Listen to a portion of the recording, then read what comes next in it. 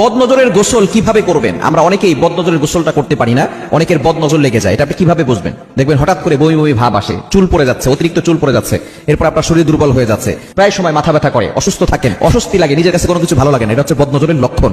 যদি এরকম আপনি ফিল করেন তাহলে আপনি গোসল করে নেবেন একটা আমল করে। আপনি এভাবে যদি গোসল করতে পারেন অবশ্যই আপনি ভালো একটা ফলাফল পাবেন। বদনজরের গোসল এটা আমরা অনেকেই জানি না। বদনজরের গোসলটা কিভাবে করবেন এটা বলে দিচ্ছি। এই বদনজর কিন্তু খুব ভয়ঙ্কর জিনিস। নবী সাল্লাল্লাহু আলাইহি ওয়াসাল্লাম জানিয়ে দিয়েছেন, আল আইনু হাক্কুন, বদনজর এটা সত্য। বদনজর একটা সুস্থ উটকে অসুস্থ করে রান্নার পাতিল পর্যন্ত নিয়ে যায় এবং একটা সুস্থ মানুষকে অসুস্থ করে কবর পর্যন্ত নিয়ে যায়। এজন্য বদনজর খুব ভয়ঙ্কর জিনিস। আমরা অনেকে শো অফ করি, এটা করি সেটা করি, এটার পোস্ট দেই সেটার পোস্ট দেই, মানুষকে ভাব দেখাই এই আছে সেই আছে, এত কিছু দেখাতে যাবেন না। প্রাইভেট জিনিসগুলো গোপন রাখেন, কারণ অনেকের বদনজর লেগে যেতে পারে। অনেকের চোখ খারাপ, চোখ দিয়ে আপনাকে বাজে মন্তব্য করবে, দেখা যাবে যে আপনার বদনজর লেগে গেছে। এই জন্য এই বেশি শো অফ করতে যাবেন না। বর্তমানে বদনজরের যুগে আপনি শো অফ করতে যাবেন না। আপনি বদনজরের গোসলটা কিভাবে করবেন এটা বলে দিচ্ছি।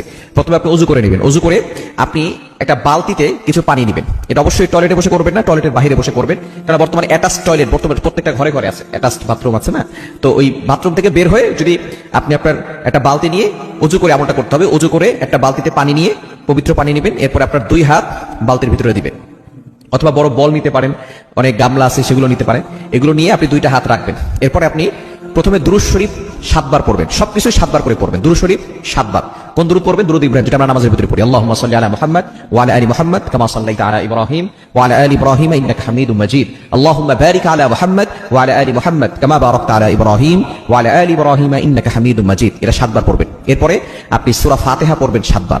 এরপরে আয়াতুল কুরসি পড়বেন 7 বার। এরপরে সূরা ইখলাস 7 বার, সূরা ফালাক 7 বার, সূরা নাস 7 বার। এরপরে শেষে আবার দুরূদ শরীফ 7 বার পরে আপনি ওই পানিতে ফু দিবেন। হাত তো পানিতে আছে, আবারও ফু দিবেন। এরপরে ওই পানিটা দিয়ে আপনি পানি অ্যাড করতে পারেন, অথবা ওই পানি দিয়ে আপনি গোসল করবেন। গোসল করলে ইনশাআল্লাহ আপনার বদনজরের গোসল হয়ে যাবে। এই গোসলটা করলে আপনি বদনজর থেকে বেঁচে যাবেন। এবং নতুন করে যাতে করে কেউ বদনজর করতে না পারে, এই ক্ষেত্রে আপনি 5 ওয়াক্ত নামাজ পড়বেন এবং আয়াতুল কুরসি আর 4 সূরা কাফিরুন, ইখলাস, ফালাক, নাস এটা পড়ে আপনি আপনার বুকে ফু দিবেন আর হাতে ফু দিয়ে পুরো শরীরে হাত বুলিয়ে দিবেন। শরীর বন্ধ থাকলে দুনিয়ার কোনো শক্তি আপনাকে ক্ষতি করতে পারবে না।